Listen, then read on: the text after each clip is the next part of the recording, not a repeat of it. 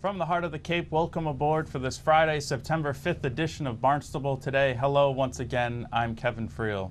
Budget recommendations for fiscal year 2010 from Town Manager John Klim to the Town Council is our top story. Thanks for joining us. I'm Len Gobeil. At last evening's council session, 4 recommendations were put forth to prepare for our future fiscal responsibilities. With all of that said, I recommend that the following actions be taken. 1, that the council review, modify, or amend the Town Council strategic plan either on September 25th or soon thereafter. 2, that the council review, modify, or amend the official town budget policy as soon as possible. 3, that the council, working with the school committee, direct the school town subcommittee to meet to begin to develop budget strategy next year as soon as possible. 4, that the council consider asking our comprehensive financial advisory committee for an independent review of our present operating budget position to develop strategies for analysis and development of the 2010 budget. Furthermore, I offer to you this evening my commitment to submit to you a fiscal year 2010 municipal department budget that is structurally in balance, using no further surplus to balance the budget from our savings account, with no consideration of a municipal department Proposition 2.5 override. We will live within our means and not jeopardize our financial position of strength. All of us have worked all too hard over the years to do anything different. We thank you for your consideration and are prepared to answer any questions that you may have. Meanwhile, the Town Council's continued support of improving coastal accessways received a fresh shot in the arm during last evening's meeting by supporting the reconstruction of the West Bay bulkhead. 2009-022. Thank you, Madam President. 2009-022, to transfer and appropriate $220,000 of unexpected bond proceeds from the reconstruction, for the reconstruction of the West Bay bulkhead, as drafted. And do we have a rationale for this? Yes, thank you, Madam President. The deterioration of the West Bay bulkhead area included the bulkhead, parking, and drainage first observed in 1996, has continued to the point of serious undermining and washouts with increased deterioration of the bulkhead and developing pits behind the bulkhead. Temporary repairs were put in place in 06 and 07, which are now ineffective. An above water and underwater investigation of the marine bulkhead were conducted on February 14, 2008, to assess the overall structural condition. It was determined that the bulkhead is in critical condition overall, with large corrosion holes in the steel sheets at numerous locations near the seabed. The holes have resulted in the formation of large sinkholes in the pavement and a release of backfill to the harbor. While the bulkhead has not yet failed catastrophically, it is no longer providing a primary function of retaining fill. This condition has rendered the bulkhead as unsafe for use for boaters from the harbor side.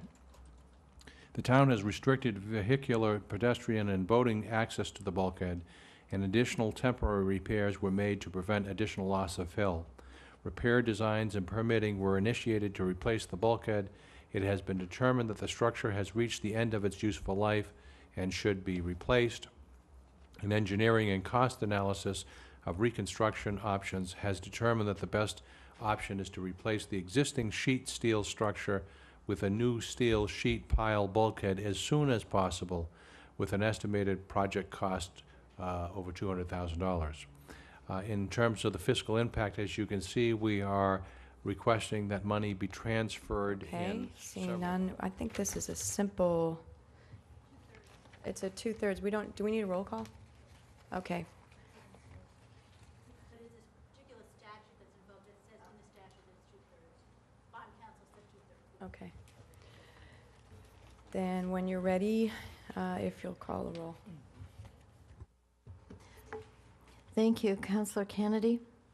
Yes. Chair Godis? Yes. Crocker? Yes. Curtis? Yes. Farnham? Yes. Jokum? Yes. Milne? Yes. Munifo? Yes. Rugo? Yes. Tinsley? Yes. Barry? Yes. Barton? Yes. You have a unanimous vote of 12 yes. As the summer days are winding down, we had a chance to catch up with George Noonan of the Barnstable Recreation Department. He got us up to speed on some of the department's fall programs. So George, what's on tap for this Saturday? Family Fun Day and Touch a Truck is an event that takes place down at Veterans Park and Beach. It's a free admission family event. What we do is we bring vehicles from the various police departments, fire departments, some of the construction companies down to Veterans Beach, have them park in the parking lot, and then have them available for the kids to climb through and kind of explore a little bit. And at the same time, we'll have an area set up where we'll have hot dogs and hamburgers being grilled up. We'll have face painting, a couple carnival games, things like that. So, you know, to make it a true family event, something low cost, something easy something inexpensive for people who come down and kind of spend the day there, and runs from 12 to 2, depending on the weather, of course, you know, down at Veterans Beach. So, how much does it cost? The admission itself is free, but we charge like $1 for a ticket. It might be $2 for a hot dog meal with a soda and some chips.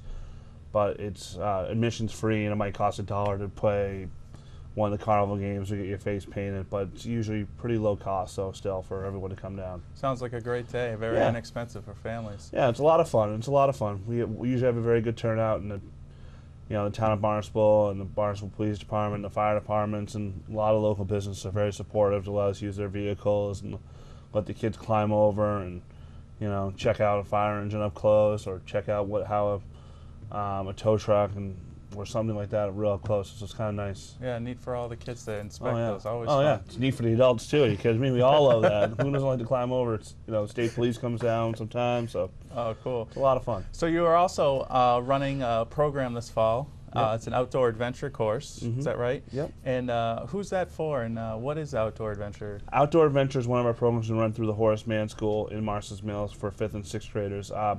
Outdoor Adventure is something a little different than what we're used to doing at Horace Mann. We do a lot of sports activities. Outdoor Adventure, we take the kids out of the school, load them up in the van, take them to places like Sandy Neck for a hike. We'll go over to the Dallas's Pier for some fishing. We've done some fishing in Hamlin's Pond. We've gone kayaking before. With Chris Clark over at Natural Resources, we do some shell fishing. You know, it's an experience for these kids to really try to understand the environment they live in, because Cape Cod and Barnstable especially has a lot of different areas of environment that kids truly don't understand. So to expose them to some different activities and let them learn a little bit more about where we live and what we are doing down here. And that starts on the 16th, on Tuesday the 16th. And what's the cost of the outdoor adventure? Outdoor adventure is $50, and it's for 6 weeks, and then we cover the cost of, you know, fishing for bait and tackle, a couple rods, you know, covers the cost of kayaking lessons and things like that. So. Wow, sounds like a great program. Yeah, it's a good time. Yeah, Yeah. great. Well, thanks, George, for coming on and telling us about your program. Thanks for having me. We appreciate it. All right. The programs are set to get underway in the next few weeks. Space is limited in some of the programs, so be sure to sign up early. There are plenty of recreation opportunities this fall. We'll have more from the fall program coordinators in the coming weeks. Meanwhile, on the meeting front, there are no Friday evening sessions. However, the licensing authority will kick off next week on Monday morning at 9:30. The planning board will meet Monday evening for a 7 p.m. session. Also, the Sandy Neck board will meet at 7:30 p.m. at the MEA conference room over on Finney's Lane. Looks like we have a bit of a wet and wild weekend, as tonight we will have considerable cloudiness developing into rain showers Saturday morning.